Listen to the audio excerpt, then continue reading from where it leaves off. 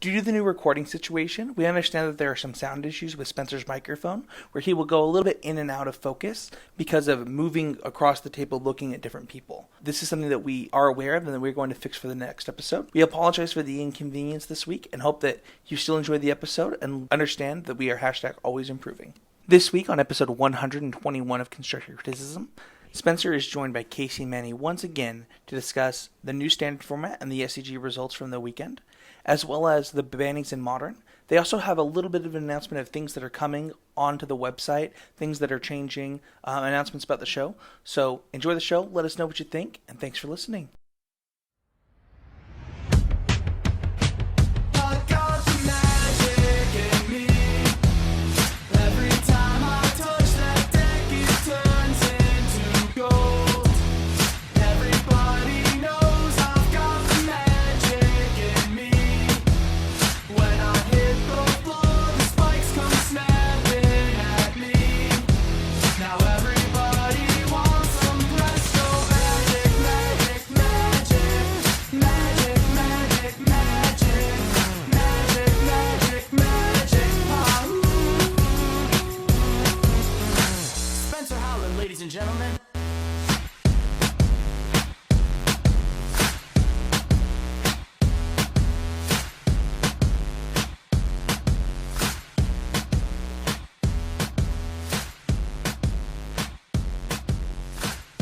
Hello everyone and welcome to another episode of Constructive Criticism.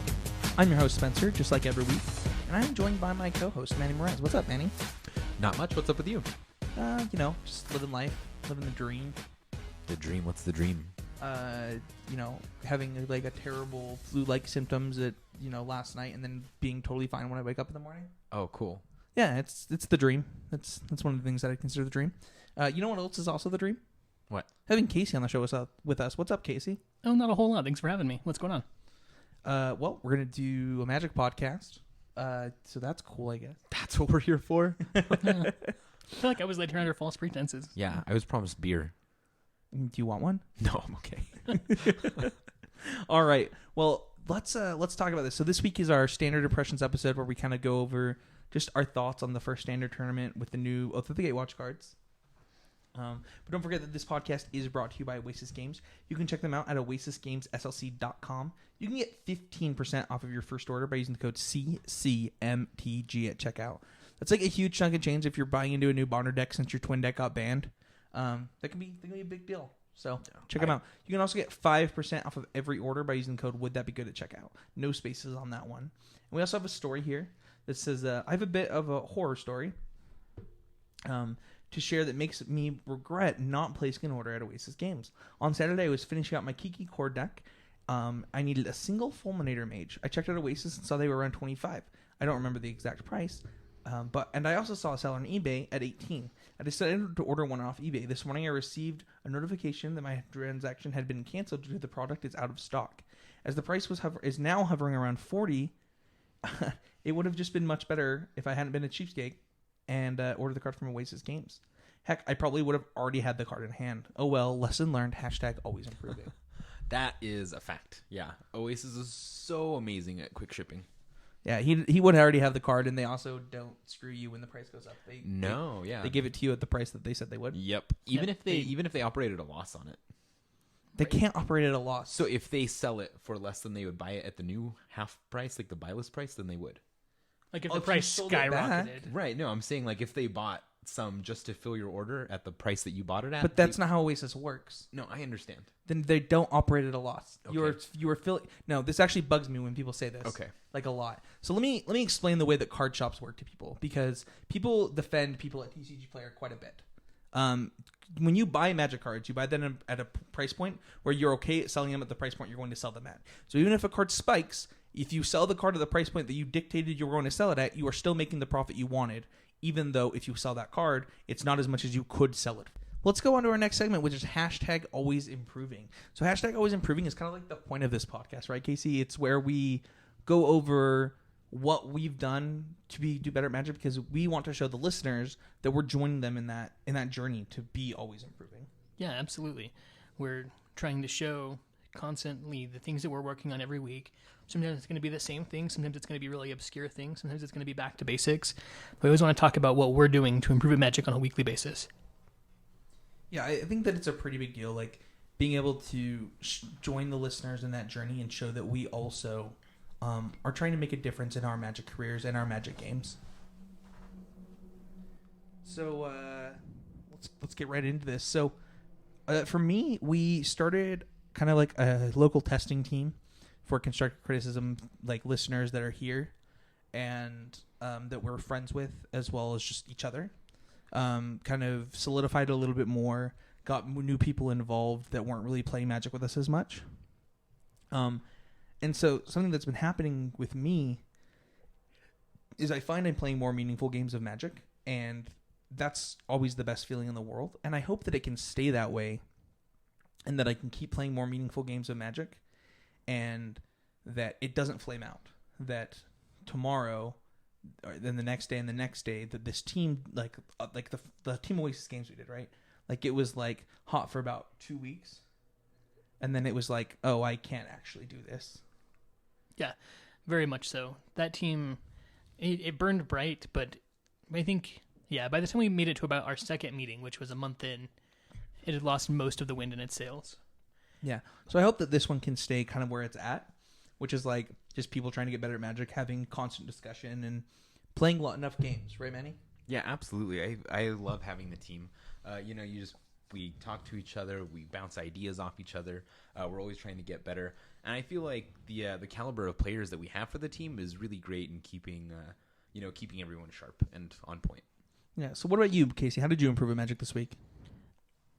Just not discrediting ideas before I'd tried them. There were a large number of decks from this SCG event that I thought were questionable, or like, why would you actually want to play this?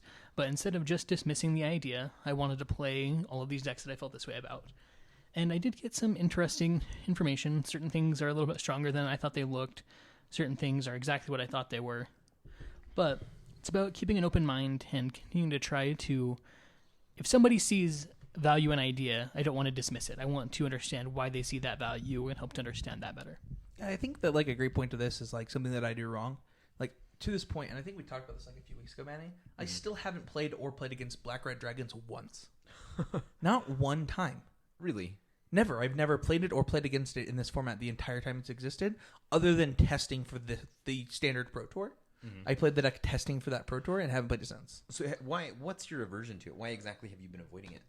I just haven't had a reason to play it. Like, the deck does pretty well. It's like in the power rankings quite a bit. I just have never tried it. Like, and to Casey's point, he just like sat down in the last 12 hours and played some of these decks that he's never going to play again, but he like wanted to get that experience with them and like do something about it. Yeah, I think that's definitely something both you and I can emulate. Because I mean, I typically will look, at like a top 8 or top 16 and pick out my favorites, which I like the most. But I mean, as far as growing as a player, I think Casey's really on point with that. Yeah, I think I just think that like playing more Magic leads to playing better Magic. So, what about you, Manny? How did you improve at Magic this week? I played in my very first sealed PPTQ. Okay, how'd you do? I did average, I suppose. I went 3-3. Going into the 5th round, I was 3-1, and I lost my win in, unfortunately. But I mean, it was a good experience. I built my deck incorrectly. I put in way too many cards, and that's something that happens when you don't know what you're doing going into it. But it was a learning experience, and I plan on doing much, much better. Wait, like you put in too many cards? Like you played more than 40? Yes, yeah. Like how many more than 40? Like way too many more than 40. Like 60? Were you playing a 60 card deck? No, it wasn't that bad, but it was so many that it was embarrassing, and I don't want to go into it. All right, fair enough. I think something else that could help you, Manny, is consuming more limited content. Yeah, absolutely. I was that was one of the plans I had going into the event. I didn't follow through on it, unfortunately. Yeah, I think for you, like something that'd be really easy is just like listening to LTO and limited resources, like to and from work, because like you have pretty long commutes. Yes, yeah. So like listening to limited podcasts like those could probably like legitimately help you with like your card evaluation. Just like listening to the Crack-A-Packs and stuff like that might in itself like lend you to like not having the problem that you had in deck building where you didn't realize how good it is as Judgment or whatever it was. Oh my gosh, yeah, it was the best card I didn't see. Real big mistake. Yeah, and that's not. It's basically because like you just haven't played a ton of limited and like don't consume that kind of content, and that is something that you can do to always improve. Yeah, absolutely. I definitely think moving forward, I loved it. It was a fun event. Playing Seal Deck was a good time. I want to continue to do it, and I want to get better at it. So I'm definitely going to give that a shot. Awesome. Well, let's go into the way the podcast can always improve. We're going to talk about some announcements. The first one being that there are going to be no more set reviews on constructive criticism. There will still be set reviews on limited time only, where we will do our uncommon set review, going over and rating each uncommon, and then our top 3 common set review to start the format, because that's how we base the episodes moving forward for different segments of that show. This show doesn't really have those things built in. There's not things built into the set review. We wanted to do things like, let's look back at cards, but like it takes like 18 months. So and it's not a lot of work for like relatively little payoff. Yeah, there's like almost no payoff. It's not our best content. There are so many other shows that do it. I just feel like with what we focus on, there's a lot better things that we could be doing with our time. Yeah, and the set review it takes forever. It's not fun. It's not good content. It's just there's so many other people doing it that we will no longer be doing those on constructive criticism. That being said, we got a lot of questions because we announced this on the Facebook group first about like, how are you guys going to talk about the new cards? And we already have that built into the show through the Patreon question of the week or Patreon participation, as well as hashtag would that be good. There are and the Facebook group. There's plenty of ways to get in touch with us to either talk about the cards on the show or just get in touch with us to talk about the cards. Right? Like there's so much that is already built into like we participate with the community more than I think any other podcast, and so like just participate and you will get what you want out of spoiler season with us. But during those weeks, we're gonna find a better way to, first of all, like the downtime sucks, right? Because like there's a lot of things.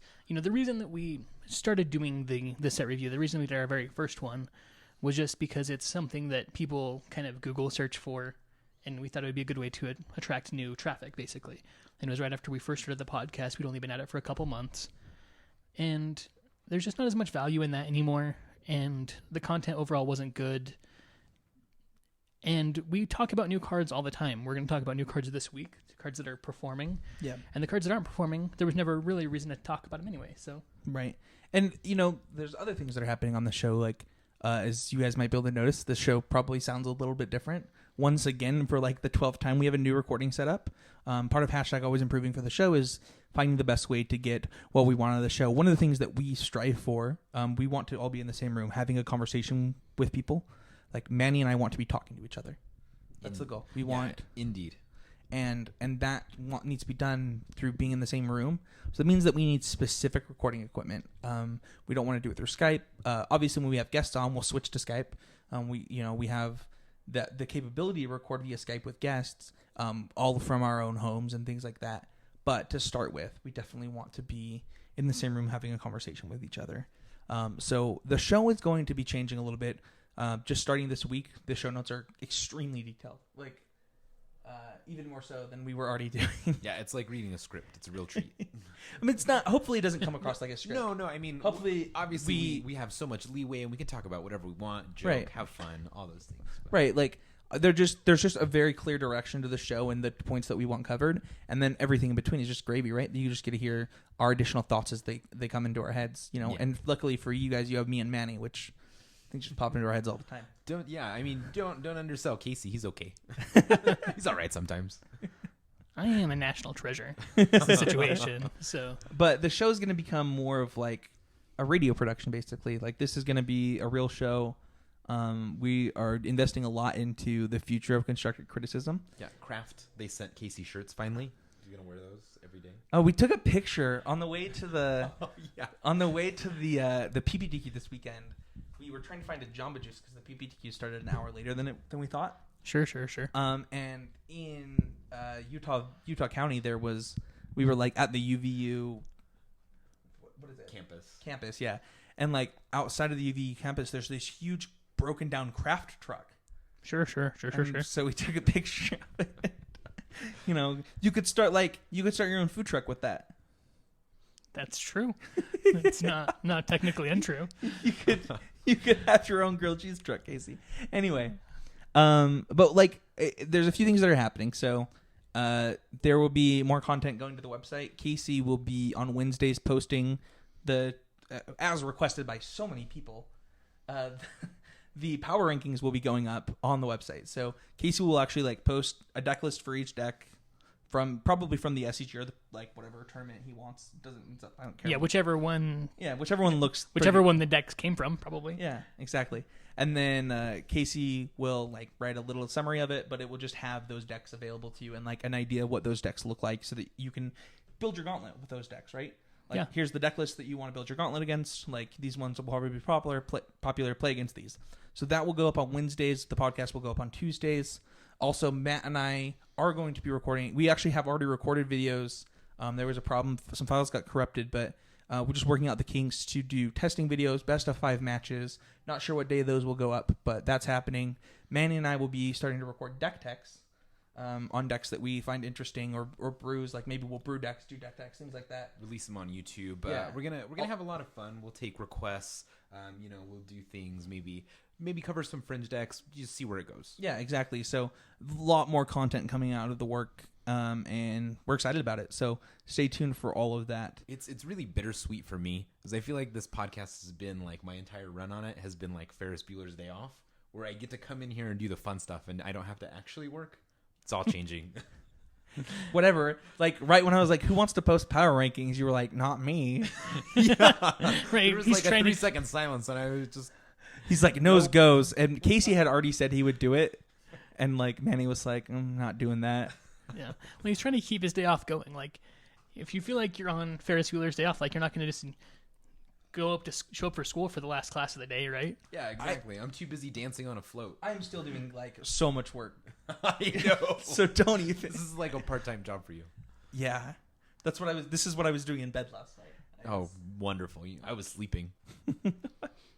Lucky you. But yeah, so also Patreon will be updating. There will be new rewards once things like the YouTube channel get going. I finally picked my token character. I'm really excited about that. Oh yeah, so tokens. I've seen my token, or part of it. I even got an update about 20 minutes ago. Casey is going to be joining the podcast for the foreseeable future. So we got him. He's gonna be a 1/1 prowess token. Once those are released, Manny's going to be a 2/2 knight. Ally. Knight ally, or is it soldier ally? Knight ally. Now knight ally, and then I'll be a 4/4 dragon. So good stuff all around. You guys are white tokens. You guys suck. That's racist. Racist. I know. I was just going there. Great minds think alike. So that's it for the podcast. Those are kind of all the announcements. You guys ready to just like talk standard for the rest of the episode? Please. Yeah, that's what we've been waiting for. That's all I've been thinking about for like 12 hours. Dude, ever since these microphones came, like, this is all I wanted to do. Like, for days. Yeah, man. It's like it feels like it's been, like, it hasn't even been a week, but it feels like it's been like a month. Yeah, it's waiting to like finally get to do this. It's like a half birthday. It's like pretty cool, but not like the best thing ever. I sent you a message about this. What did I say to you? That it was a new toy that your wife wouldn't let you play with till Christmas? No. Oh, no, it was my mom. I was like, I feel like a child who knows what he's getting for Christmas, and his mom won't let him play with it until that day. Those are the rules. Yeah, that's what I felt like. Is like these mics were set up in my man cave, and like I was ready to like do the podcast. That's how I felt this week. But let's talk about. So every week on the podcast we have rankings, right? We rank the top 5 decks in a given format. This week we're doing standard, which is expected as the first week of the new standard format. Yeah.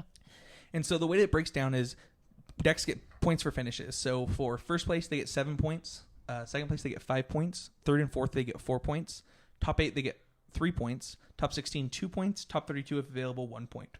So this week we have some ties in multiple places. But let's start with the 4-5 spots. We have Abzan. So one of these points one of these finishes came from Abzan Blue, making up its top 8 finish. The rest of them top 16s for just the typical Abzan deck. The Abzan Blue deck is a little bit different. We were gonna have like a clump of 4-point decks, and not have Abzan Blue in there.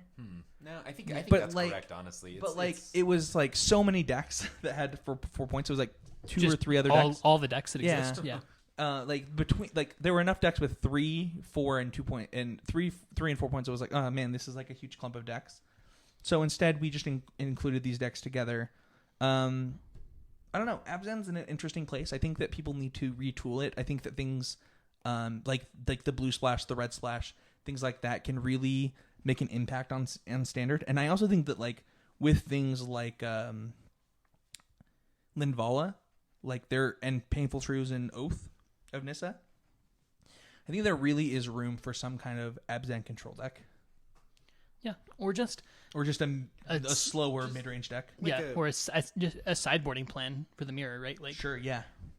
being on the draw is like pretty detrimental to your win percentage in the mirror, but being able to sideboard into a more controlling deck is a pretty powerful way to combat that. Yeah, bigger Abzan, I guess, is what I'm trying to say. I think has a spot in the metagame somewhere. Yeah, I mean the cards are still very powerful in relation to everything else in standard. The engine is still there. It just needs to be fixed up a little bit. Yeah, I mean, so while we're talking about Abzan, we can obviously talk about the deck that top 8'd, the Abzan Blue deck with Yes. Reflector Mage, Yeah, yes, please. Stubborn Denial. So, I wasn't sure that anything could be, more boring to watch than certain things that I've seen in Magic, but Reflector Mage mirror matches are like pretty high up there. Because it's actually just nothing happens. You have cards in your hand and can't cast them. Yeah, nothing happens. You have 2/3s in play that can't attack into each other because Right. they're both 2/3s. Oh yeah, creatures looking at creatures, my favorite. Yeah, it was like pretty terrible to watch Reflector Mage mirrors.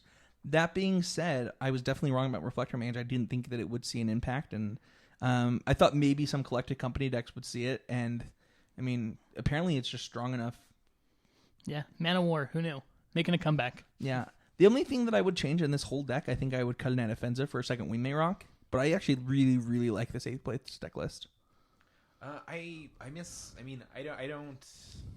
don't love that it doesn't have Abzan Charm.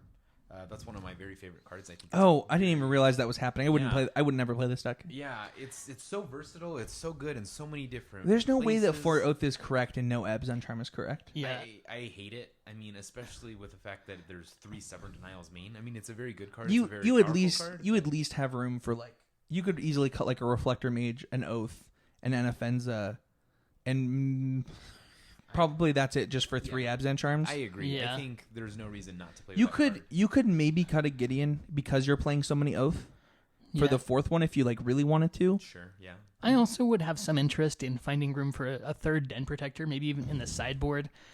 That card is just too powerful to, I think, go that low on. But he's also playing 0 Absent Charms, so what do I know? Yeah, I think that like there's definitely room in these decks for Oath of Nissa. I think that after like playing with the card, I've been extremely impressed. And I think that like Abzan Blue, I think that the Stubborn Denial and Siege Rhino just belong together. Yeah, it was very relevant in a lot of that guy's games. His opponent had to play around it every single time they had one blue open. You know, they had to be a lot more careful, and they didn't make optimal plays because of the fear of that card. Right, and even when they don't have, or even when you don't have your Siege Rhino or your Anafenza or your Tasker or whatever to turn on your Stubborn Denial, it's still Force Spike, which is all like is a perfectly reasonable card sometimes. You know, if it makes your opponent play off curve, like having a blue mana open and makes your opponent play off curve, wow, busted. Yeah, I mean, like if it completely stops them from playing a card for a turn, right? Like it did the same thing as if it was countering that card for that turn. Yeah, right. I mean, if they're playing a turn 4 Gideon, and they walk into it even better. Like it's beautiful. And then if they don't play their Gideon on turn 4 and instead do nothing or play a less powerful spell, like the deck building cost of Stubborn Denial was well worth it. Yeah. The next deck we have is Dark Jeskai, coming in with 5 points also. So it's tied for that slot. This one had a lot less finishes than Abzan did, with only 2 finishes. Jerry Thompson making top 4 and then 1 in the top 32. I think that if you're going to play against this deck or with this deck for the foreseeable future, people are definitely going to use Jerry's version as a starting point. I think one of the things that Casey really likes about this deck is actually main deck to Stateful Stroke right now. Yeah, I do like that quite a bit. What you do have to be conscious of if you are going to play this Jerry Thompson deck is that he said himself that like there's a lot of weird cards in here, specifically just because he wanted to try them out. This tournament was like a playtesting session for him. That's why you'll see one of Chandra, one of Kalidas, two of Magmatic Insight, kind of strange cards. He said that he would go up on Kalidas and Chandra, and I think he said he would cut the Insights. So we're going to see a much more refined list from him next weekend then. Yeah, more than likely. Possibly. I mean, with just kind of throwing this together, he did so well already. Yeah, I would think that you would just keep one Insight in there in this deck. But I could see going up Chandra or Kalidas. This deck was insane to watch. Yeah, like Kalidas was insane. Yeah, it was certainly reasonable. Like it's a big enough creature. It has incredible game against Rally. I want to say that like I am so proud of him for only playing 3 Soulfire Grandmasters. The card should never have been a 4 of in any deck in history. So yeah, just because it's almost legendary because the second one does actual nothing. Do anything. It's a bear. Sweet 2/2. It's like, oh my gosh, it's infuriating to watch people play another one of that card. But like, I just was impressed with this deck in general. Casey, you both actually like really like this deck. Yeah, I loved it. One of the reasons that I'm very high on this deck is there was just watching Jerry Thompson was masterful, and I'm a very novice player, but one of the things I saw him do at the time, his opponent, which was playing Obzon Blue, had a Guinea in graveyard and a Den Protector face down. So he drew, he top decked, Jerry Thompson drew his Duress, and I was like, oh wow, that's just like the worst card in the whole world right now when he's about to see a resolved Gideon. And he used his Jace to flashback a Fiery Impulse, hit it, make him grab his Gideon back to his hand, and then Duress it. And I was like, oh my gosh, it's a simple play, but I never would have thought of that. That's so great. I love those moments. Yeah. Where you just like...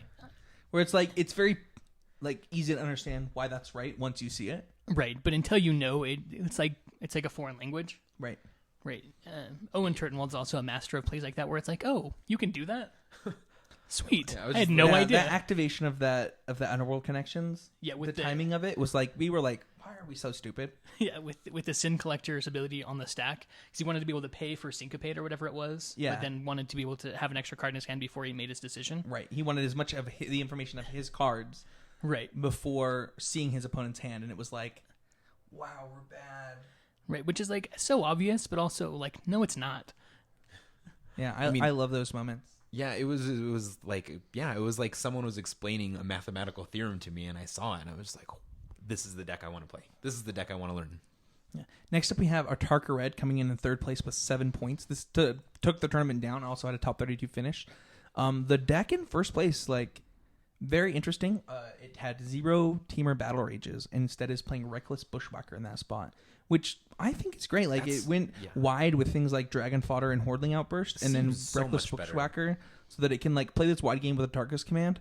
I think it's great. I think it's the correct direction for the deck to go. Like, it's just so easy to like get blown out with the combo in your deck. Right. Teamer Battle Rage is so awkward. Like, Become Immense is just like a fine like get 'em type of card. But Teamer Battle Rage takes a lot of work. It's never good enough by itself. It has to be in combination with something else. Right, and with the deck, with that version of the deck being so prevalent in the past, it's not like you were surprising anybody any longer. They knew they were getting ready for it. Right, they never were willing to tap out as long as you had creatures in play. So like you were just never, it was just never getting there. Yeah, this list though, like Spencer said, you go wide, you get him, you just wear him down. It's very good. I'm very happy to see that this deck evolved and is still good. I don't love it. I'm not going to play it, but I do think it is very, very good. Yeah, it's such a good sideboard plan too, with like Smoldering Marshes in the board for Self-Inflicted Wound and Painful Truths. Yeah, that really. And then also pink, like it turns into Jund. Like it turns into Jund midrange. Yeah. You like board out like your Bushwhackers and your Zergos, and you board in, and I mean probably some of your Token Makers or Titan Strengths, depending. It's probably Titan Strengths, and then you board up a couple more lands, and then you've got a very mid-rangey deck. I mean, you legitimately have like 15 cards that you can board in, and board out 6, 10, or 10. I mean, you could board out Become Immense, and Dragon. I mean, it's really up to you what you want to do, but right. Yeah, you can board up to 24 lands and legitimately become like this mid-rangey deck. Right, the sideboard is very linear, but it does allow you to really have game in the late game. Lets you switch up strategies very nicely. Yeah, there were times in the tournament that he boarded in all 15 cards, which is right. And that's the beauty of this kind of transformational sideboard, where you don't have to. Right, you don't have to, but you can. Yeah, I'm very interested in this deck, and specifically this sideboard plan. It's like everything I've ever wanted in a mono-red sideboard plan. So I'm very interested in that. Coming in first and second, tied with points, we have Rally the Ancestors. This deck was the most played deck of the tournament by a lot. Not surprised to see it in the top two, tied for first place. The mirror looks miserable. The deck didn't look great on camera, but its performance, like it had 10 points, right? Like it did something. It got there. It did a lot of work in the 9 to 16 range. It had 4 decks in that spot. Yeah. Slightly different tiebreakers, and we're talking about a dominant performance, right? Yeah, that's true. The thing to remember is like it made up a third of the metagame going into day one. So it's hard to like. I think that like the talk of the tournament was this deck going into the tournament, and the deck didn't do as like I expected this deck. Like going from like the start of coverage where like it's on camera every round, right? Like there's gonna be like 3 of these in the top 8. Yeah, and the thing is, like the deck was extremely widely played, but this deck is so hard to play. It's not like Abzan where you can get very many free wins. No, you have to really know what you're doing with this deck. You have to know how to play your matchups. You need to be very intimate with it. Right. Yeah. Knowing exactly when and how to use. Because, I mean, these cards are not all-stars, right? There's not even a single, probably, like if we were doing a set review, there's not a single card that was like a 2.5 in this deck, right? They're all bad. Except for Jace. Catacomb Sifter. Yeah, Jace is good. Catacomb. No, we didn't have Jace as a 2.5.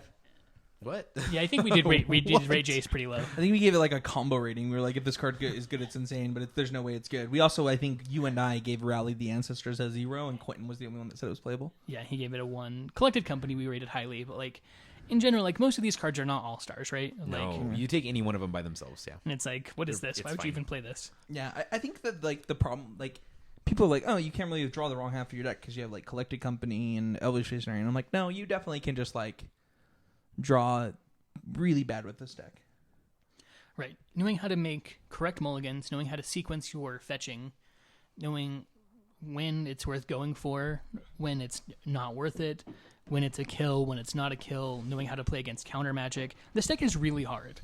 Right. When you need to play the long game and sacrifice creatures and just hang in there. There was a lot of play to it when I watched it on camera. I think the deck is like fairly difficult. I don't know, like playing against the deck, I'm like every turn is like, okay, do they have the rally? Oh, they don't. Okay, they're dead. Do they have the route? Like, it just feels like it's like so dependent upon drawing Collected Company and rally that I don't know. I don't like those kind of decks. Yeah, I'm not sure. Like, it is certainly reliant on that, but you have a lot of card advantage.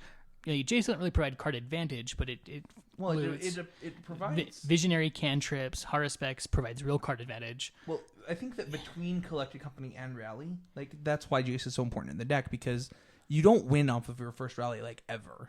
No, the first one puts you ahead. The second one kills them. Right. Or I mean, sometimes I've seen it where the first rally will just stabilize you. Right. It gets the game rally. Let's block some stuff up. Let's gain a little bit of life. Let's draw a couple cards. Okay, the game is now stabilized. Now, in a turn or 2 or 3, I'm in a position to win. Which is why Jace is so important, right? Because he lets that rally be 2 rallies, or that Collected Company be 2 Collected Companies. Right. And that's fine and dandy. I don't know. I don't see myself ever playing this deck. I don't believe you can Jace a rally. You have to exile rally after it's over. That is a fact, but if it gets duressed or anything like that... Oh, sure. No, he's right. What I said is incorrect. I am thinking of like the times that I've duressed rallies where I'm like, yeah, stupid Jace. But yeah, that is correct. Thank you. Yeah, good catch though. But it does make your Collected Companies 2 Collected Companies, which has been huge in testing. And like having 8's pretty significant. Yeah, and you like okay, the board's clear. Collected Company hit a Jace and a something. Also, like discarding your rally to your Jace is like fine. It's totally okay. Totally all right. Right. Yeah, because they're no feel bads. Yeah. Because you don't really want it early. You want to top deck it. You don't ever want to have it in your hand. So Yeah, I don't think I'll ever play this deck, but I certainly understand the appeal. Like, a lot of the people that we playtest with really, really like this deck. Yeah, and I mean, other than the Jaces, it's very inexpensive to build. It's very good. I think it's a solid deck.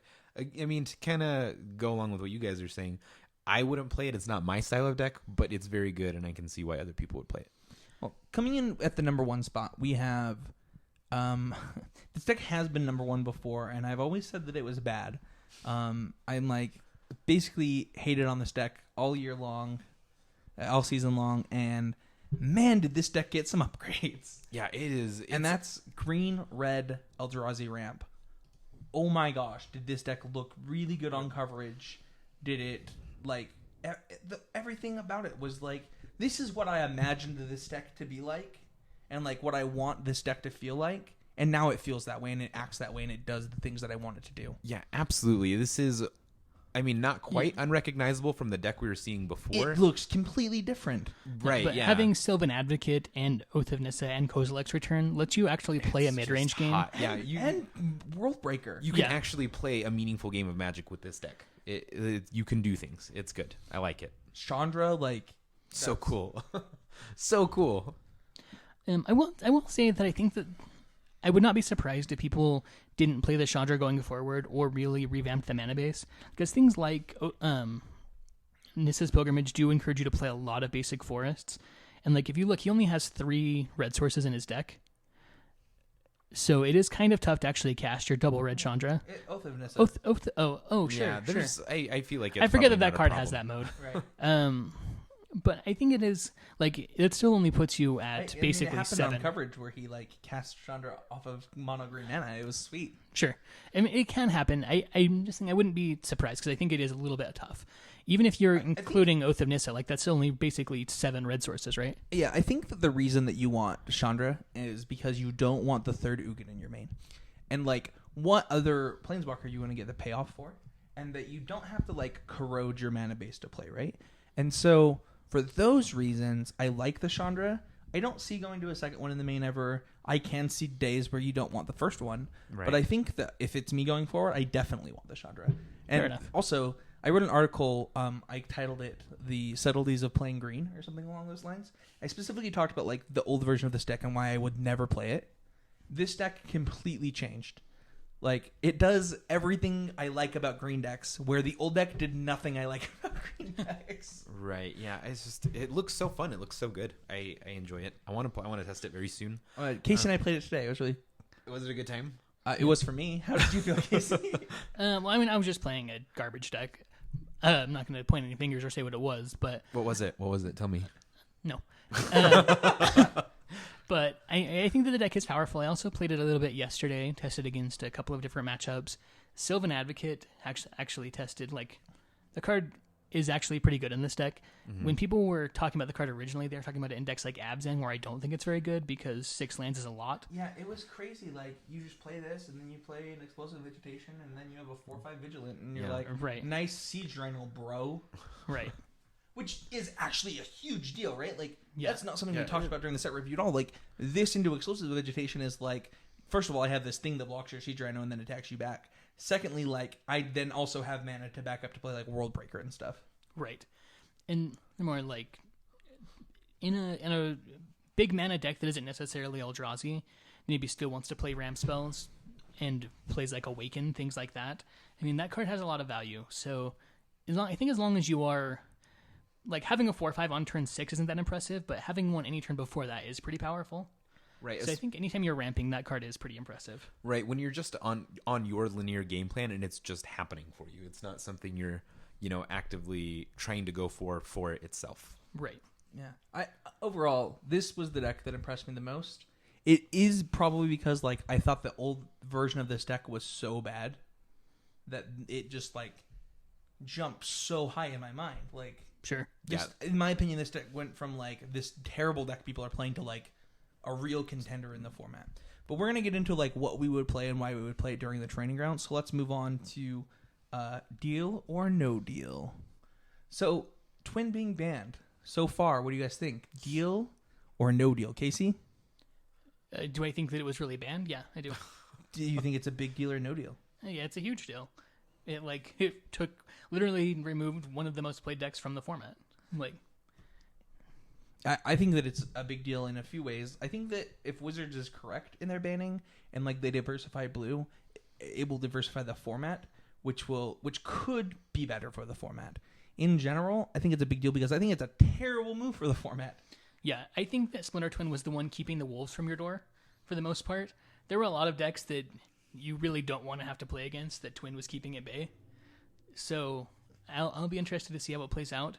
And I think if we were doing a modern power rankings from this classic, that Merfolk would be the best deck. And I don't know that that's the format that any of us want to play in modern. So I think it's a huge deal.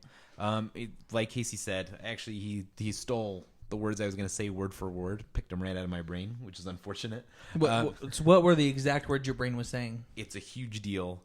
Twin is one of the most played decks in the format. Okay.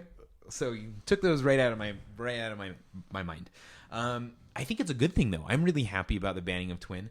And yes, I think we're gonna see a lot more diversity in decks. And I think sure for a while we're gonna be playing against a lot of decks that we weren't seeing because of Twin. But I also think that the format it's gonna like in essence heal itself, and we're gonna see counters to that. I think there's more answers than we give credit for than just Twin.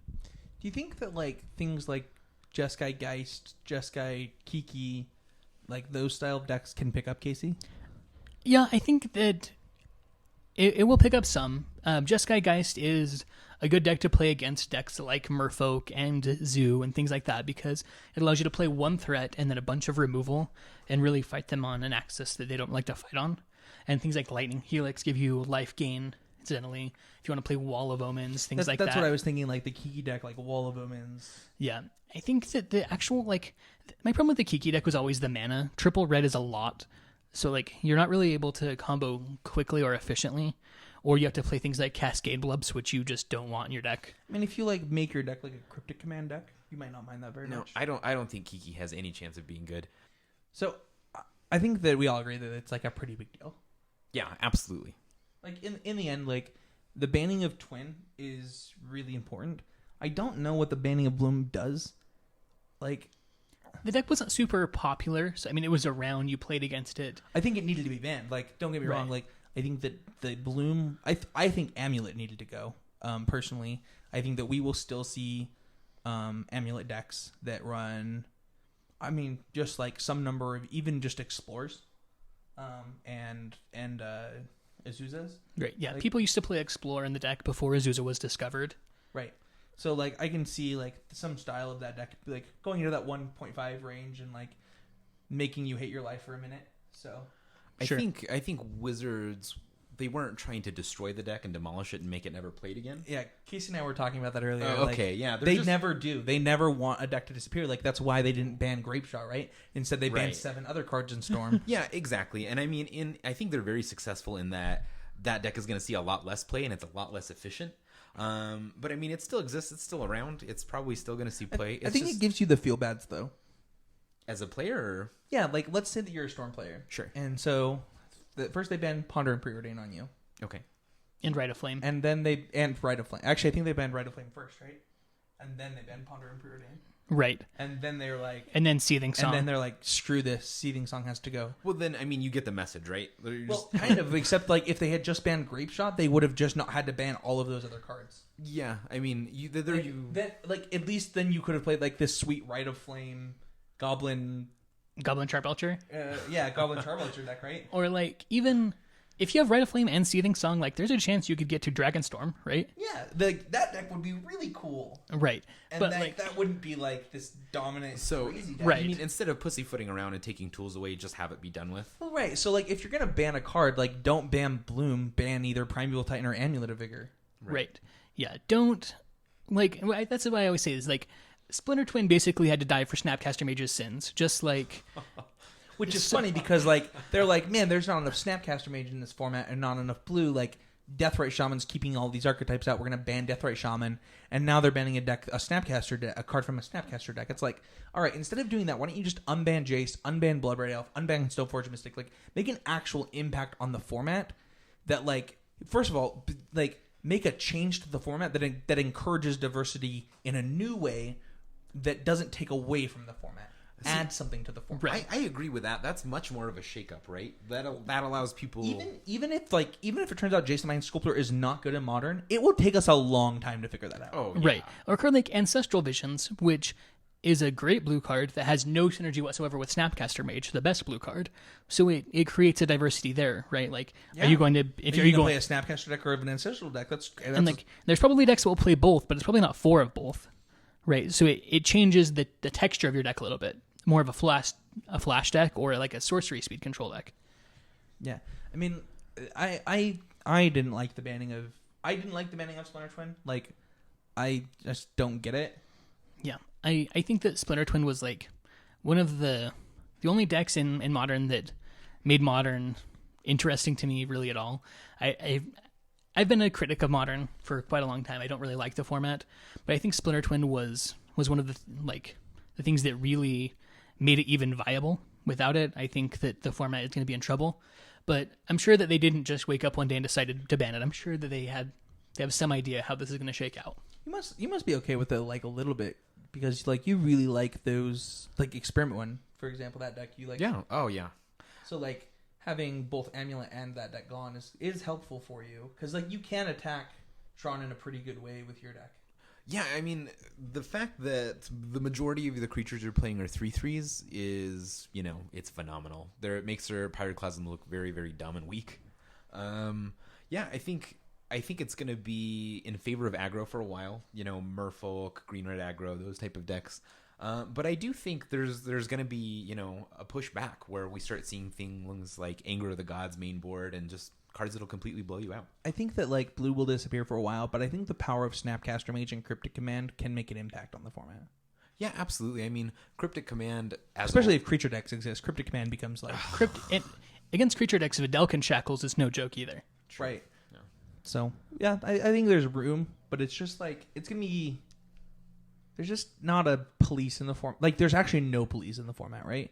Right. Like there's nothing policing Infect. There's nothing policing Burn. There's nothing policing Tron. And that is worrisome. So it's definitely a big deal.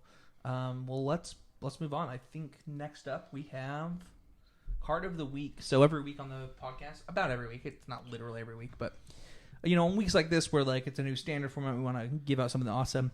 We for our patrons, we starting at $3 a month, you're eligible for this benefit, which is we give out some magical cards.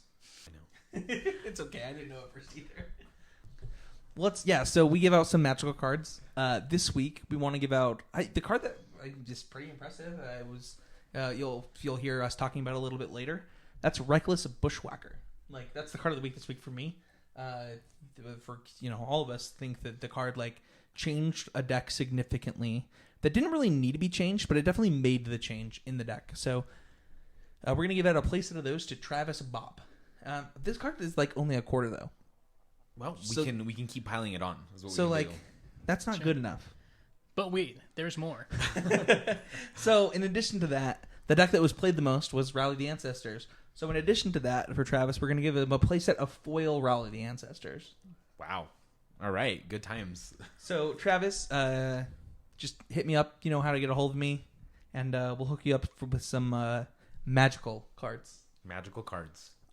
So yeah, thank you so much, Travis, for being a Patreon. It means the world to us. Like, we didn't talk about this at the beginning of the show, but the Patreon is like the best way to support this podcast. Check us out at patreon.com/ccmtg. The podcast goes up there every week, as well as like you get other benefits for being a patron. So thank you so much to everybody who is doing it, and check it out in the future starting at $1. It's just per month, and you get some awesome benefits like this one. So thank you so much to everyone who's doing it and everybody who does it in the future. Let's go on to the training ground. So this week it's just talking about new standards. So one thing that I want to talk about is this. So when this week happens, this first week, we see decks that people think are going to be format staples that end up not being a part of the metagame at all, and they just kind of catch people off guard. Like we see things like Naya Planeswalkers or Blue-White Thopter Control, and like that's a pretty big deal. That like when Blue-White Thopter Control happened, I can't tell you the number of people that I beat playing that deck at FNM and like Wednesday Night Standard, right? people just played that deck. They're like, oh, this is like the best deck. This card's insane. This deck is insane. Like, you can't ever beat this deck. And then it And was it's just like never the seen or heard worst from again. Hangerback Walker that ever saw play. The worst Hangerback Walker deck of all time. Yeah, and even from the blue red and Soul Artifact deck, like that was a deck that did really well with the Pro Tour, and then kind of never went anywhere after that. I mean, that deck benefited from the Scry rule, which didn't happen after the Pro Tour. Sure, that's true. So they were aggressively mulliganing for Insult Artifact. That's fair. So yeah, I mean, there were reasons for that. Yeah, I mean, and another thing to keep in mind after seeing it, on camera, on coverage, being like, oh wow, that deck is very good. You made sure that wasn't happening to you, that you weren't getting hit by a 5/5 indestructible every turn. Yeah, so there's Right, because nobody likes that. Nobody. Right. But like, if we think back on like Naya Planeswalkers, for example, where it's like, oh well, like these has a bunch of Planeswalkers, they're all insane. Like this deck is great. Well, it turned out that like no, it's just like can't beat a siege right now. And so Right, just a bit slow. Yeah, it's important to like take a step back. What are we learning about what's going on? Anecdotal story: I actually turned forward an Elspeth Suns champion with that deck. It was hot. That so good. That is an anecdote. That's true. So when you go into a league like this, what are you hoping to gain from it, Casey? More just the cards and archetypes and synergies that people are trying to play. I'm not really trying to get an idea as to what the best deck is from one tournament. It's fairly rare that it really gives us that result. So I just want an idea. It gives you a pulse on what people are trying, what people are thinking. Right. I want to know what to prepare for and what to prepare with is what the biggest thing it gives me. Yeah, I think that like for me, one of the biggest things that I look at, like going into a format like that, or going into a week like this, where it's the first week with a format, it's like, what cards are people playing that I want to try, that like impress me on coverage? Because like, for example, Hangerback Walker, like in the blue-white Thopter deck, right? That deck was garbage, but Hangerback Walker was really good. Yeah, fact. Like, and it created a very different, it changed the format. Like, what Jeff did with that deck, well, I don't think his deck was great.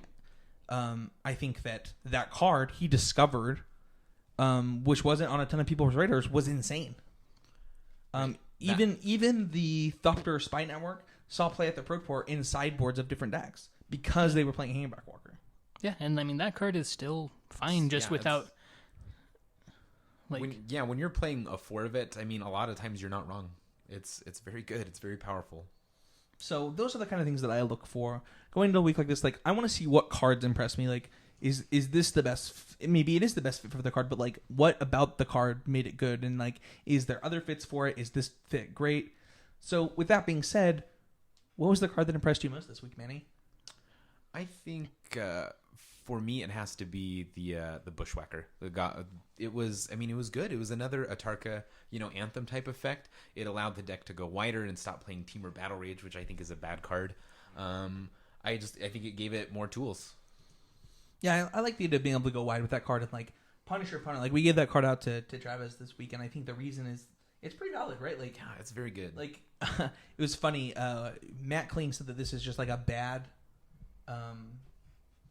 Goblin Bushwhacker, and LSV a bad what? Goblin Bushwhacker. It's an old card from Zendikar. Oh, okay. It's the one that, and it's basically the same card, but it's 1 mana to play and then 2 kicker. mana. Yeah, that's kicker, right? And LSV actually said this is the good version of it. Oh, This wow. is like a better version of that card because it doesn't cost double red and does the exact same thing. Right. Interesting. I think that the double red isn't too bad. Usually, Yeah, that's never been the deck building cost. Goblin Bushwhacker. I mean, the thing is, you have to remember with Goblin Bushwhacker, you are already playing as another spell and more creatures at the same time you were playing it, which Sure. is why LSV says this one's just better. Sure. Right. Because you were already doing that, and now you don't have to have double red to do it. Yeah, that's fair. I mean, which in this deck, which in our Target red, it doesn't matter, but it could matter in other decks where this card could see play. Right. You're citing into other things. You're trying to hold up different colors of mana. It's People played Goblin Bushwhacker and like all kinds of things, like 3-color decks before, right? No. No? It only saw play in 2 deck. Well, I think just the 1 deck, Oh, interesting. and just cooled off the goblins, Okay. and that deck was not very great. Yeah. It's exciting. Yeah. It is an exciting thing. I mean, it kills you really fast. Yeah. But I think that Bushwhacker, like, I mean, I can understand people like thinking it's the worst version of the card, but by itself, it's a 2/1 for for 3 that has haste. I mean, so on that end, it is worse, but you don't have to pay double red for it. So it's also better in one respect. So yeah, definitely interesting. I can see why it was a card that impressed you. What about you, Casey? What card impressed you the most this weekend? Probably Oath of Nissa. I think that I always thought that the card was good, but it impressed me in play more. It saw play in more decks than I expected, and it showed some versatility. And I was even, at the beginning of the show, I was totally forgetting about the mode of, actually letting you cast Chandra in your Eldrazi deck, which is, close to impossible without the card. So It seems way better now. yeah, I mean, I still think that's an aggressive deck building decision, but the fact that Oath of Nissa opens you up to that kind of thing is very powerful and impressive. And yeah, it's just an all around, it's a great card.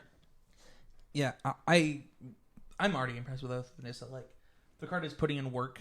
Multiple decks, Abzan, green red, ramp. Yeah, I mean, the decks that can really utilize it just look like they're going to get so much better because of it. I mean, it seems great.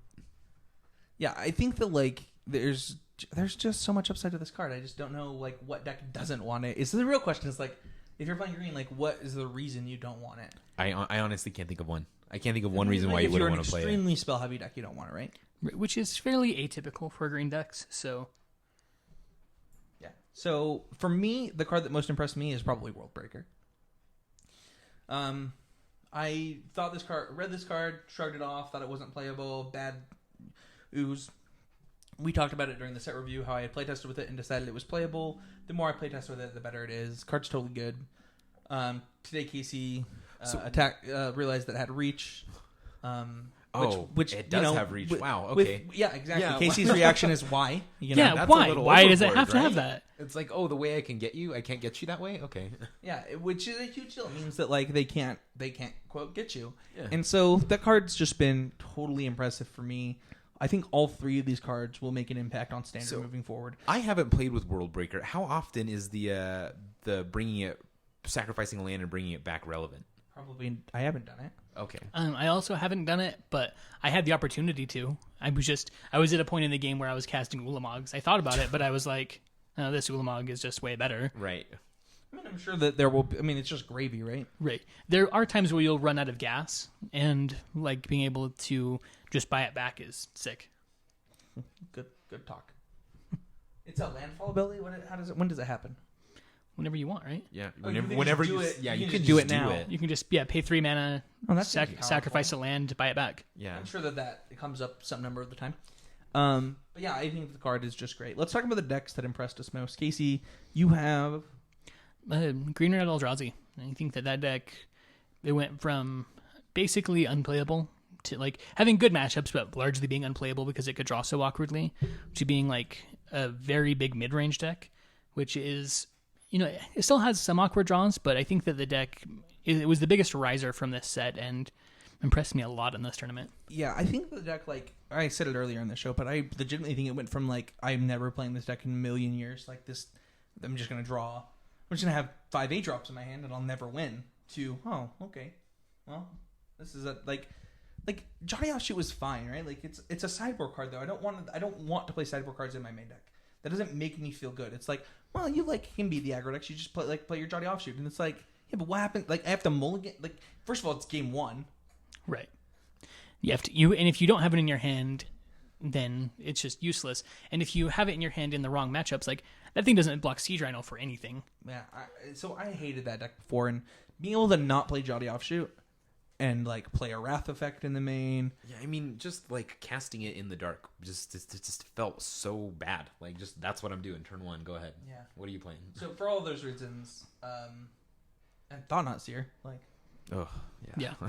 I'm convinced with Casey. It really impressed me. The deck that also impressed me though, was blue red prowess. Not as much as just because blue red. The deck impressed me. The land impressed me. The 2-drop impressed me. The cantrips impressed me. Those cards all were impressive enough for me to believe that some form of prowess is playable. So for that reason, I put blue red prowess as the deck that impressed me the most. Playing an expedite, a slip through space, and the blue red manland actually was significantly better than I thought it would be. All of those cards enough to impress me with this deck. Yeah, I mean, it seems very good. It seems like a very strange strategy, but a very good one. I mean, the fact that you're drawing so many cards just by doing what you want to be doing is fantastic. What about you, Manny? What impressed you the most? I think Atarka Red impressed me the most. The fact that the format changed so much, but it could still stay relevant, and not only stay relevant, but flourish. It did very well. It did very good. Again, it's not what I would play, but I think it's an incredible deck. I think it's very good, and I think it's going to continue to be good. Okay. Yeah, I mean, I think I like what you said before the show. That the reason that it impressed you was that you thought that the other decks would push it out. Yeah, absolutely. And you still won the event. Yeah, I mean, I didn't see it coming. So let's talk about what we would play and why. So for me, I have about 5 decks that I have loaded up, ready to test for this weekend. But right now on the top of my list is probably the Green Red Eldrazi deck. I never thought I would say that in this format. I did not believe that it would happen. But its bad matchup against aggressive strategies got turned into like a reasonable matchup without Jotty in the main. Yeah, I mean, the Kozilek's return is super sweet. Casting an early Flame Color is so good. I mean, it's just got a lot more game now. Yeah, I don't know, like, it just does everything that I wanted it to do before. I mean, Sylvan Advocate has been great. It fixed all of the problems that I had with the deck, so now I want to try it, which makes me, I mean, obviously I'm going to, like, basically the thing is I have to think that Green Red Eldrazi is a better deck choice than any mid-range creature deck that isn't a ramp deck, because that's my go-to, right? And then it's ramp. Preferably like a blue-green style deck first, then onto Jund, then onto this. Like, that's kind of like where I focus on. And I do think that this deck has become actually playable, so I'm willing to try it out. But there are like 5 decks I want to play, but I think Red Eldrazi is at the top of my list right now. You two, though, you guys are on the same thing. Yeah. Yes. So my choice for what I would play is Dark Jeskai. And the reason why is, just watching it, I think Jerry T's slowly starting to become one of my like heroes. I'm like starting to idolize him like a little kid. Like, I think he's such a great player. He's so smart. He adapts so quickly. He's amazing at brewing decks. He's great. And the way he played Dark Jeskai made that deck look so very good. That he had so many lines available to him. He was, he could react to almost anything. And, with emulating that style of play, I believe picking that deck up will make me a better player. Even if, I'm juggling it and mismatching it and throwing games away at first, I believe by playing it and learning it, I will become a better player. Yeah, I like the deck a lot because of a lot of the same reasons. It gives you so many choices of ways to handle threats and has such a wide net of answer cards that not a lot is going to slip through that deck if you build it the right way. It's just a matter of playing your cards the right way, which, is easier said than done, but it's manageable. I think having that many answers and that diverse of, your 4 color decks, 4 color control decks, it has a lot to offer, and I'm excited to play more with the deck. I've played Dark Jeskai before, and I was really unimpressed by it, but the deck has gotten a lot better since the Pro Tour, where the original versions of the deck were shopping up. So, like, we played it, we tested it for the Pro Tour. I thought the deck was actually unplayable. Thought the mana was terrible. I actually hated the deck. I was like, this is the worst deck in testing. If you play it, you're wrong. You'd be better off playing a ham sandwich. Quentin ended up playing it at the Pro Tour. I thought it was, like, the worst deck coming out of testing. I actually thought it was, like, the worst deck. Yeah. And then there were 2 in the top 8 of the Pro Tour. But those were not even close. Not even close to the version we were testing. Oh, really? That's actually what I was leading to. Is the version that the Pantheon came out with is like a good version of that deck. Interesting. So the version that the Pantheon played was actually, because I was away from Magic prior to that Pro Tour and a little while after it. I did watch the Pro Tour with you, but I wasn't really playing Magic at the time. I thought that deck that the Pantheon played was mostly terrible. I think that it wasn't until Todd Anderson started turning it into more of a control deck that the deck got playable. Todd Anderson got a hold of the Pantheon version and made it bad again. So, really, yeah, you guys are just completely completely opposite. I think that like every version, but the Pantheon and this version have been unplayable. Wow. No, I think this version is like very similar to the Todd Anderson version. So Todd Anderson eventually put Mentor into his deck, and it became good again. But his Mantraless Rider, like basically, I thought that I thought that the 4-mana Ojutai's Command, like the fact that this deck doesn't have Ojutai's Command makes I think it makes it miles so much better. And like I understood why the Pantheon was playing it because they had to play it. Right. It's a catch-all, and it gives you recursion to your most important cards. But yeah, I'm much more interested in this deck now that it doesn't have to play that stupid card. And that it has Disdainful Stroke. I love that. That's hot. I mean, the ones that the Pantheon playing, I believe, had Disdainful Stroke in it. In the I main believe board? so. Yeah. I think that it's just not a Mantis Rider deck. Like, getting 6 damage in with your Mantis Rider just isn't valuable in this deck. Right, and like it doesn't like block as well as it did like Right. going into that Pro Tour. I do think that like this deck has come into so many different iterations, and it's hard to find the perfect one. And there's probably 0% chance that even Jerry's is the perfect one right now. But Yeah, by his own admission, like, yeah, there's a lot of fun ofs in that deck. yeah. But I think that he's on the right direction, and Todd did help with that. Like putting mentors in the deck. Like Todd like had this weird version for that longest time where it was like, oh no, it's just a Dragon Master Outcast deck, so we're gonna get there. Yeah. And it's Eventually, like, we'll get there we're eventually. gonna win. And it's like, man, I'm just not interested in that deck. But this deck is not that. This deck is a mentor deck that like I like it. I like this deck a lot, so I don't blame you guys for wanting to play it. So with no Pro Tour coming up for this standard event, is it possible that the SEG Tour will have a bigger impact on standard? And how do you feel about that if you think that that's true, Manny? I actually think that the SCG is probably more impactful in standard most of the time. I mean, the fact that we get updated weekly results on extra large tournaments is super, super valuable. And I think, that has more of a way of shaping the format than this, once quarterly type tournament. Yeah, so here's what I think. I think that the SCG circuit actually is usually has a major impact on the standard format, more than the pros want you to think. Because it makes up so much of the metagame that will happen because it's the most watched series. The Pro Tour is watched more than the SCG circuit, like by a lot. Like significantly more players watch any given Pro Tour than any given SCG event. Right. But in like total, there's so many people watching the SCG circuit every week that those are the decks that they see. Those are the decks they want to try. They want to play those. The deck lists are public every week. It's a new deck every week kind of thing. So for that reason, like it does make up a large percentage. Yeah, I think that the SCG circuit just already does that.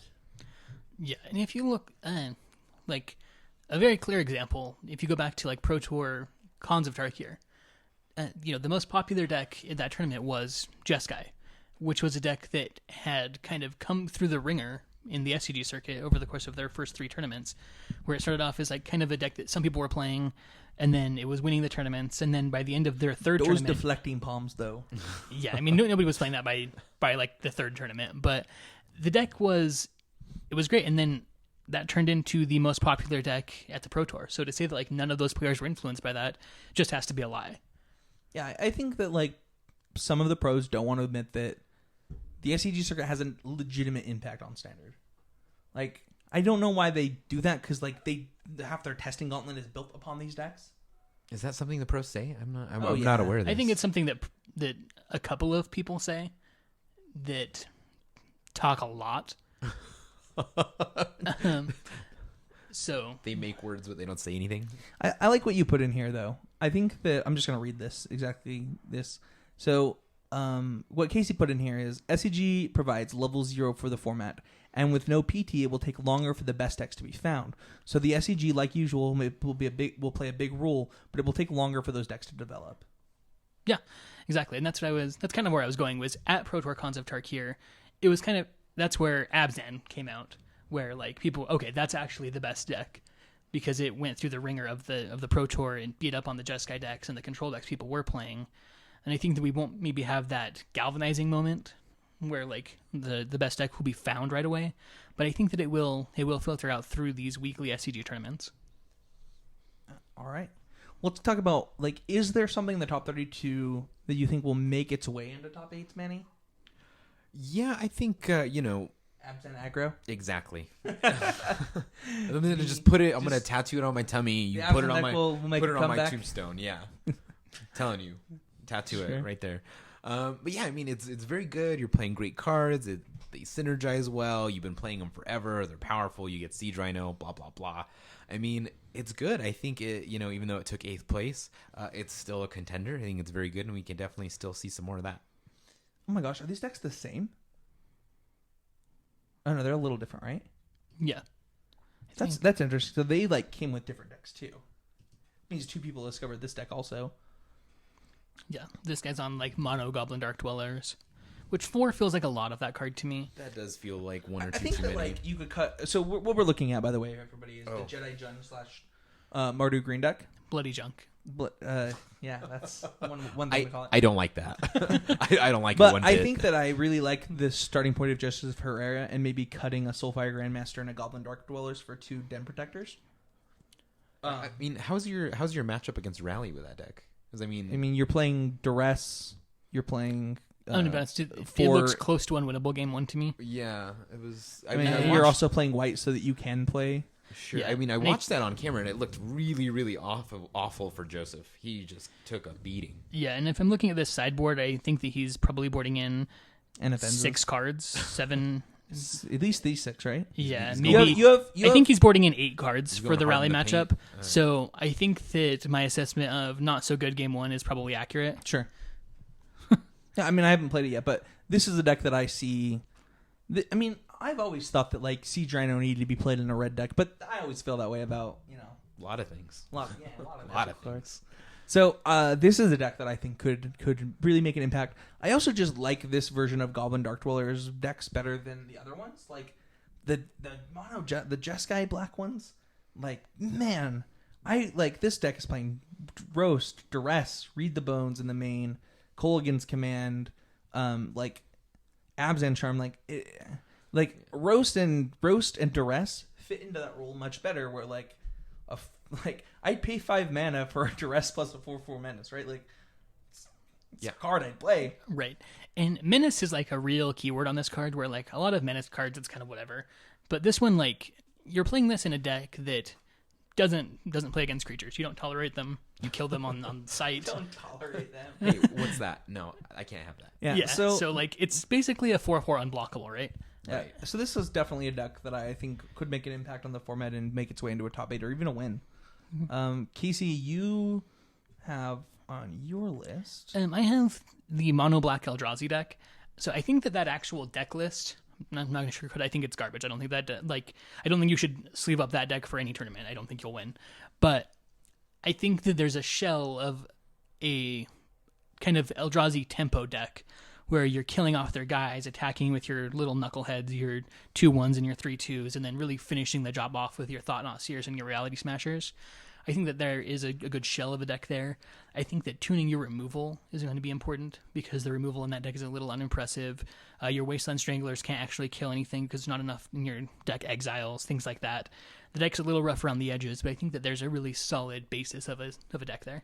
I completely agree. I think, it did show a lot of promise. I think at one point on camera it was 10-1, I want to say. And, I mean, bad decks don't do that, right? Right.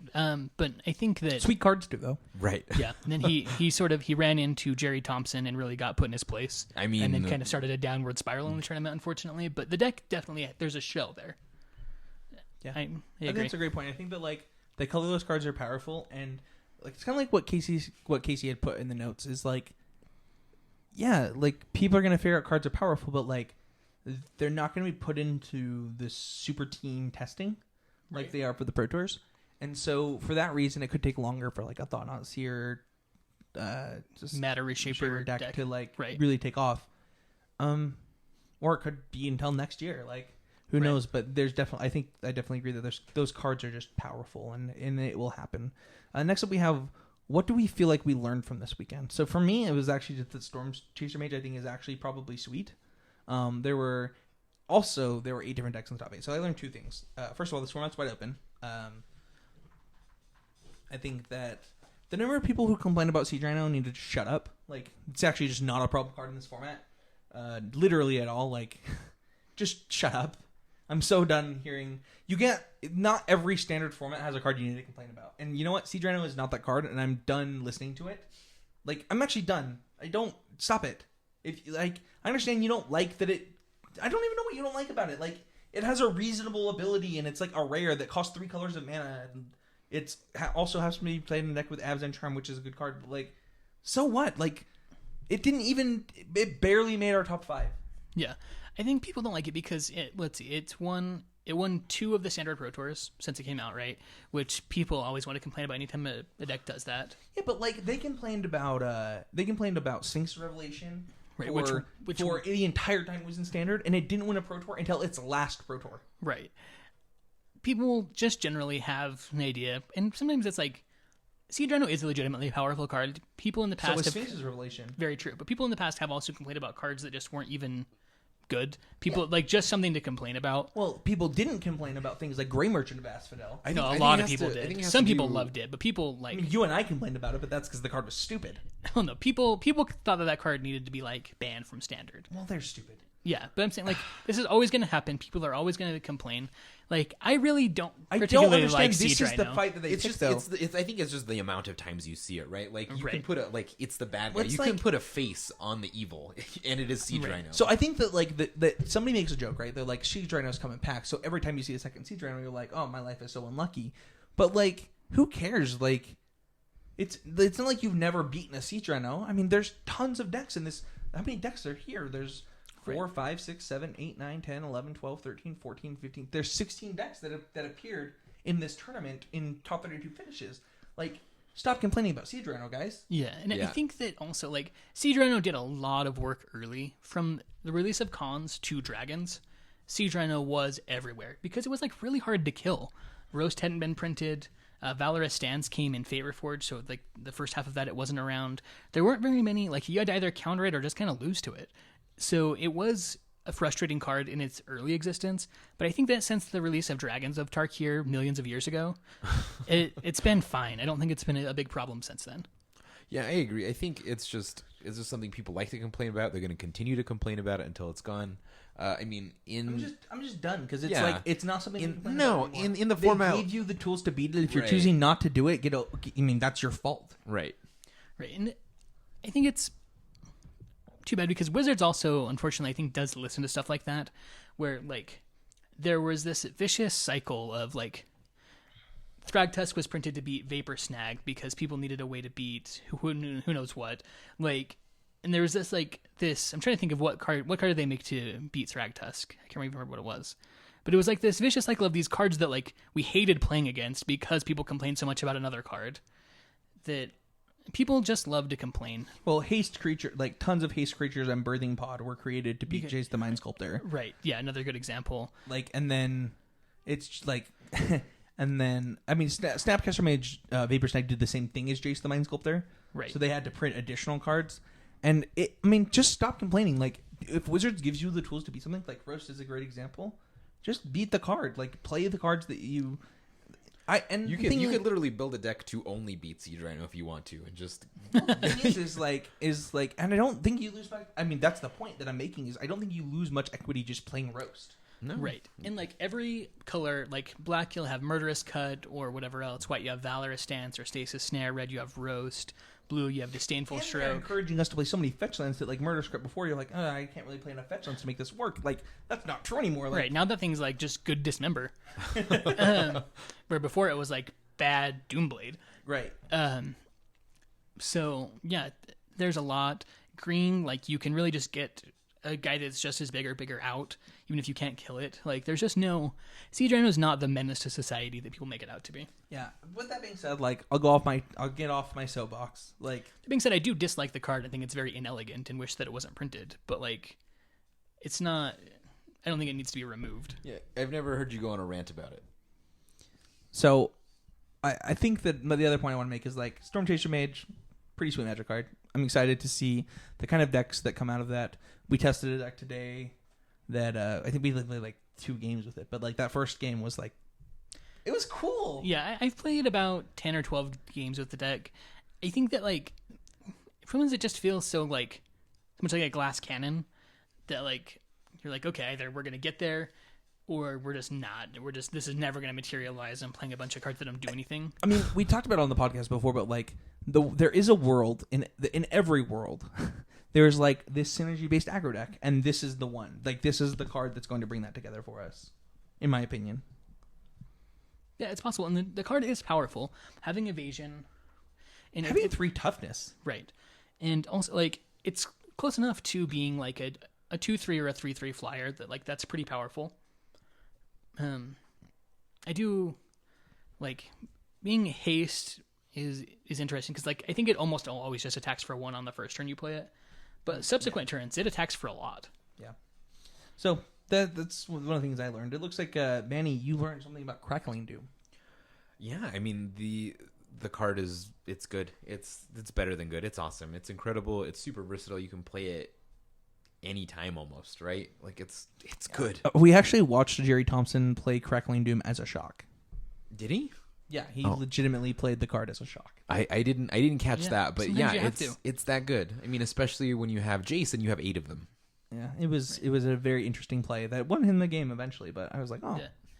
I mean, that card is, like, kind of embarrassed Soren, right? Like, that's why Soren hasn't seen nearly as much play as probably should, because if you play Soren and make a guy and you get Crackling Doomed, you just, like... I mean, or Sarkin, my favorite card in Standard. Right. You just get got, right?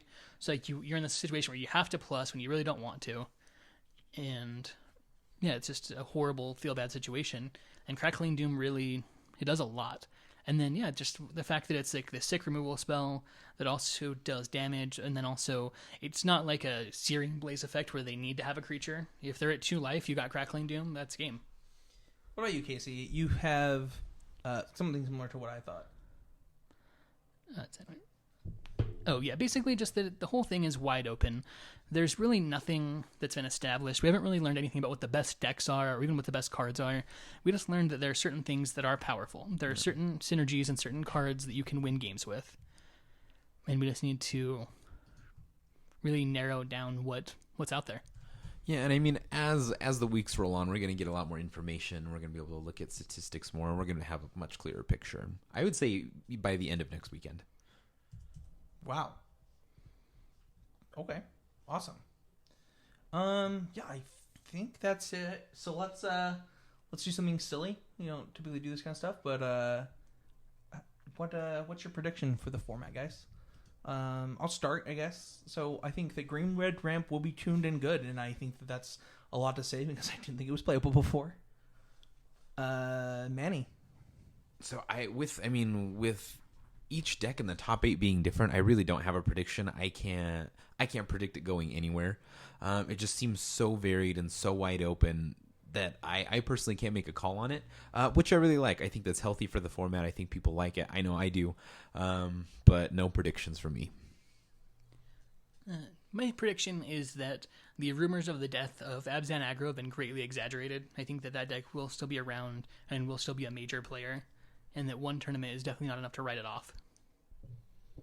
All right. There we go. Anything else you guys want to say on this one? Anything I think the key points for this is one thing that Casey said: the rumors of Abzan are greatly exaggerated, but also stop complaining about Sea Drano. Green red, I think we were all impressed with that deck, and Dark Jeskai, you guys were impressed with that deck. So that's kind of it, I think, for our initial impressions of the set. Next week we'll be doing Modern Power Rankings, going into kind of like the first 2 weeks since the bannings. Hopefully getting some good data. It could not be great. We'll see. There was a lot of spreading seas in that top 16. If there's like four Merfolk decks in the top 8, I won't be happy. Yeah, there's definitely interesting. I like that deck, so I do too. I like it. This isn't the format I want to be in. I mean, I have no opinion. No opinion. Let's talk about a few things really quick. We're gonna start with the clan. Don't forget that you can join the clan by messaging myself at Spencer13Dev or Quentin at Earthstripe. URTHSTRYPE. Good job, Manny. Yeah, if either of us are on, we can get you to the clan on MTGO. Don't forget to check out the sponsor, Oasis Games. You can check them out at oasisgamesllc.com, or you can just go through our website, go to constructedcriticism.com. There's a link there. Right at the top, just click on Oasis Games. It'll take you right to the website. Don't forget that you can check out the Patreon at patreon.com/CCMTG. Become a patron of the show, get some awesome rewards, and be first up to get some of the benefits of the new content that's going to be coming out, YouTube channel, all kinds of things that are coming out. That's only happening because of the patron that we have now that are supporting us. The more you guys do, the more we can do. Hopefully one day, we can make this be our jobs and like provide you guys awesome content and things like that. So let's go on to where to find you. Casey, where can people find you? You can add me on Facebook, Casey Tuna Bloodworth, or you can search for me on Twitter at CCBloodthirst. Or if you want to shoot me an email, just casey.bloodworth@hotmail.com. Manny, where can people find you? People can find me on Facebook. My name there is Manuel, Manuel. Last name Meraz, Meraz. Or you can find me on Twitter, Manny_CCMTG. Awesome. You can find me on Facebook at Spencer Stephen Howland. You can find me on Twitter at Spencer13H. And you can find me on Facebook at Spencer Stephen Howland. Did I say something wrong? No. Oh, you were just hiccuping? Just coughing. Oh, okay. I was like, what did I say wrong? No. It's okay. I'm going to make fun of him for it later. Don't worry about it. Don't forget, you can find the podcast at constructedcriticism.com or on YouTube or at patreon.com/ccmtg or, various other places. If you're listening to the podcast on iTunes, please check out our iTunes feed, subscribe there, and leave us a review on there. We'd like to get that up higher, get it onto higher pages with better reviews. So if you have the time, please take the time to do it. It would mean a lot to us. You can also tweet at the podcast at CCMTG on Twitter. You can like us on Facebook at the Constructive Criticism Facebook page, or you can join the Facebook group, which is just search Constructive Criticism Facebook group, and we will get you added. It's growing really fast. Already, so fast. It's huge. It's massive. It's so big. I actually cannot keep up. No, I can't either. I look and there'll be like 20 posts, and I'm like, oh, where do I start? Yeah, so awesome players, all trying to, always improving. Like that's the goal. That's what they're doing. It's amazing. So check it out. Shout outs. Go ahead, Manny. I want to give a shout out to Michael Hinderocker for top 8ing the sealed PBTQ last weekend. It was great. Aw, look at you. After being very apprehensive about sealed too. Yeah. Basically had to have been dragged kicking and screaming into a sealed tournament. He was very down on it. He was like, I don't want to go. You can't make me go. I'm going to do bad. Nope. I think he told me the last time that he played sealed was Darksteel. So something hasn't really missed too much of a step. I want to give a shout out to all the guys in Utah County. Shortly after Quentin got his last RPTQ top 4, and then even Austin, in Utah, the last 5 people to qualify for Pro Tours, I guess 5 of the last 6 to qualify for Pro Tours in Utah were all Oasis Games players. Every single one. Me, Austin, Quentin, Shaddy, Alex, and Sam are the last 6. So 5 of those, all Oasis Games players, and one of them being the Oasis Games owner. So Salt Lake just has the best players, right? I don't think it's you can't even argue with that. That's just true by results. And those guys in Utah County are getting together and getting a lot better at Magic together, and it's exactly what they needed. So shout out to them for really picking it up. They put in a lot of work. They play Magic together. They talk about Magic a ton down there. Just watching the improvement that those guys are making. Patch Crosby is a player down there that I know is putting in a lot of work. I remember my first time playing it at a PPTQ that I won in Southern Utah, and I was really impressed with him. I was telling Shaddy after the tournament that I thought he was really good. So we're just shout out to those guys. I think they're doing great down there. So, that's it for me. Casey? This week I actually just really have a shout out to my younger brother Tyler. We had kind of a situation over the weekend, kind of a family emergency, and he stepped up and he kind of showed a little bit of maturity, which is impressive for a 13-year-old kid. So cool. Big shout out to him. Let's move on to hashtag Would That Be Good. What is hashtag Would That Be Good? That is our Twitter outreach program. It's where someone can tweet at us. We will tweet at them back. Jokes, laughs, make friends, all that stuff. Let's get right into this. So we're going pretty far back.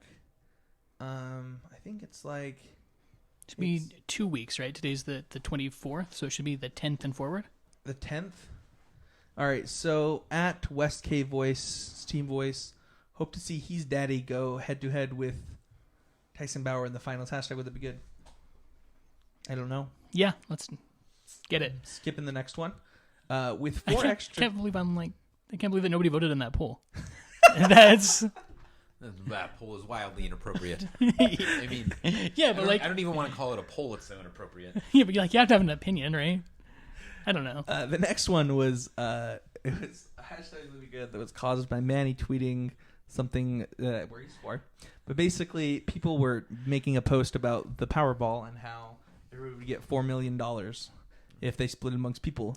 And Manny was very upset about that because he doesn't want to pay a lot of money for milk.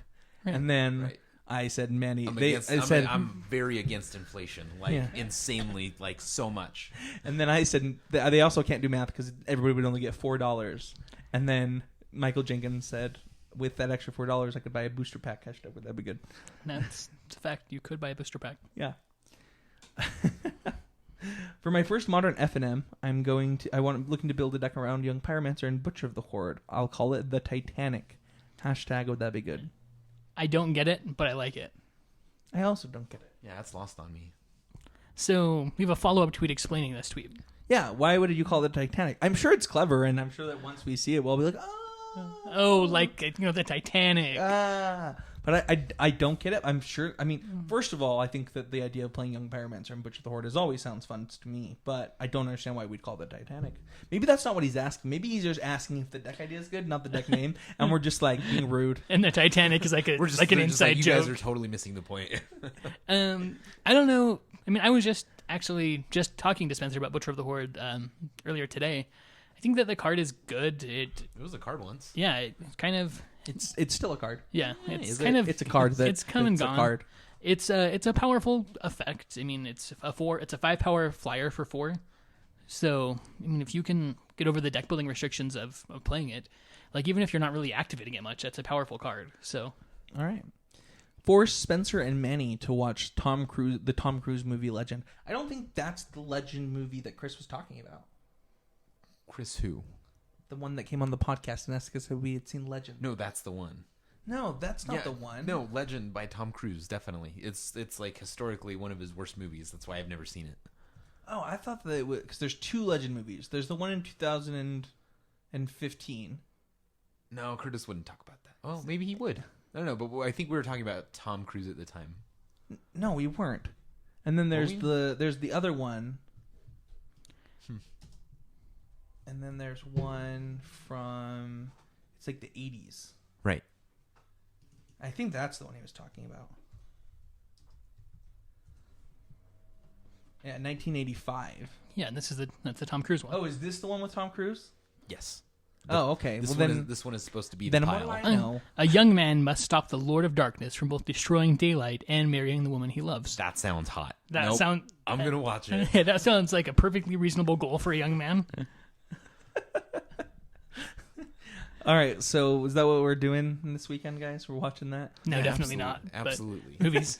I'm not going to watch a 31-year-old movie with Tom Cruise in it. You kidding? I watch Days of Thunder yearly. Candy says, I have been on a roll all week. I hope I can keep it going. Hashtag that'd be good. You go, Candy. Get it. You go. Go, girl. You go. Scotty says, Pack Warring Modern Masters. Hashtag would that be good. Man, I haven't done Pack Wars in so long. Those are so fun. It's so fun. What are we doing with our lives that we're not Pack Warring anymore? We never get booster packs when we win. That's true. I do. Except my booster packs that I won this week, my friends opened them. Right, yeah. I mean, aren't you glad they did? I mean, it's not like the contents of the packs would have changed if I had opened them. No, but I mean, you would never have opened them, right? You would have just traded them in for $3 or something. Man, that would be sick. You get $1.75, $2 for them, but that's not the point.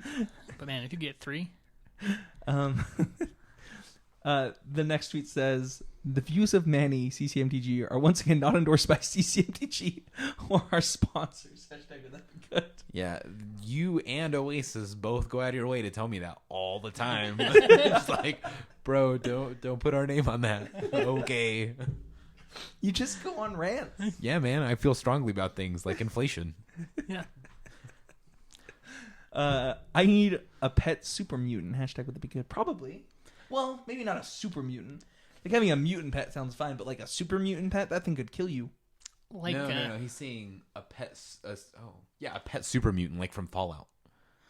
Oh. Yeah. I don't play Fallout. there's like these race of beings in it that are like just giant and they like lug around. Why would you steel want that bars as a pet? Because it would crush things for you.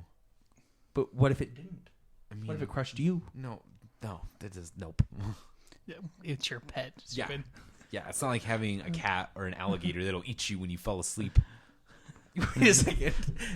When you think of things that eat you when you fall asleep, you think of cats? Cats are number one on my list. I hate them. I hate cats so much. Cats do that when people die. If they were bigger than you, they would eat you. You aware of that? Oh yeah. Why Or- would you like or as soon have- as you let your guard down. Yeah, exactly. Like, what if you, I don't know, let's say you take a bunch of Vicodin and are unwise and have a glass of whiskey. You wake up without a face. No, thank you. Manny says, at Spencer13H, I want to cast Remorseless Punishment and flash it back with Jace. Hashtag with the good. I don't think so. I mean, the deck I'm talking about is like a big pile of crap, but that would feel real good doing that. Yeah, I think that card is actually just not good. I don't think it's playable at all. I think that flashing it back isn't any better than casting it the first time. No. Scotty says, casting a Rise, bouncing Tassiger, and dead, and a dead Snapcaster Mage into Snapcaster Mage fall. So yeah. Yeah, I think that, by even asking this question, you're showing restraint, because I actually just can't stop myself from recurring Snapcaster Mages with this card. Casting Fall is like pulling teeth with me, so I think you see value in both sides is good on you. We had a bunch of talk about this on our team page a week or so ago. Yeah, I'm a big fan of Rise Fall. I think it's great. At Specific Age, I really want to play Temur Eldrazi Standard, like the list you talked about on episode 119. At my first PPTQ February 7th. Hashtag would that be good. I think I gave this to you. If I didn't, just hit me up on Facebook and I can give it to you. I'm pretty sure I did. If I gave it to a lot of people, like a lot. So if you're not one of them, please let us know so we can help you out. Did a set review for MTG Focus with my boy Eric. Check it out, and then I gave the link. Hashtag would that be good. Yeah, I jumped on another episode last minute of another podcast.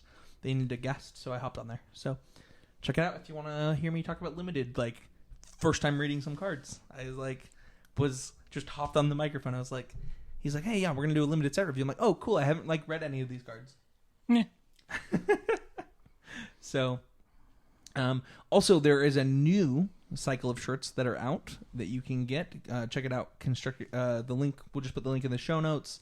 It's just Constructive Criticism Take 2 on Teespring. They've already reached the goal of shirts to be bought. And there's 3 colors. There's black, blue, and white this time. So, Kisi, whichever one you're buying, let me know so I can buy a different one. Will do. I can never own white shirts, man. Every time it's You can't. ketchup or mustard. You're literally wearing a white shirt. Yeah, this is a mistake. Just wait. By the end of the day, it's gonna have a stain on it. At Wizard Magic, found in a prize pack for finishing third last night. At hashtag MTGOGW. Hashtag when that be good. It's a Expedition Core Haven. Super sweet. Yes, That is some great bonus. Yeah, very exciting. Scotty says altering Exarchs to. It's been a long day without you, my friend. And I'll tell you about it when I see you again. Yeah, I mean, I like that song. I don't know if it was you. Somebody posted a video in our Facebook group of. I saw that. That made me laugh so hard. That was so funny. Yeah, that was that an instant classic. The song reminds me of Caleb, so it's really sentimental for me. I don't know. I feel insulted talking about Splinter Twin that way. But yeah, it was really funny. Podcast is up early. Check it out, and you can check out this one next. You're listening to it now, so obviously you did. Yeah, or you're spying on us. One of the two. But I guess even then you still kind of listen. I to guess it. West and Austin aren't in the room this time. They were talking. They were so happy they got to listen to the podcast live. They were talking about it like crazy. Were they? I don't remember. I was so intoxicated by that point in the show. It was after the fact. That they I were don't talking even about it. remember the last half of it. Oh, so yeah. Speaking of which, anti shout out to Manny. No, just kidding. Thanks for doing that. Anti shout out to Manny for real. I am never doing that again. Well, I mean, just compiling the list of cards just didn't work out. Oh, sure. But I meant drinking and podcasting. Oh, I sure. go too hard in the paint. I can't keep myself together. Well, thank you everyone for listening, and we'll see y'all next week. See you around. I look forward to it.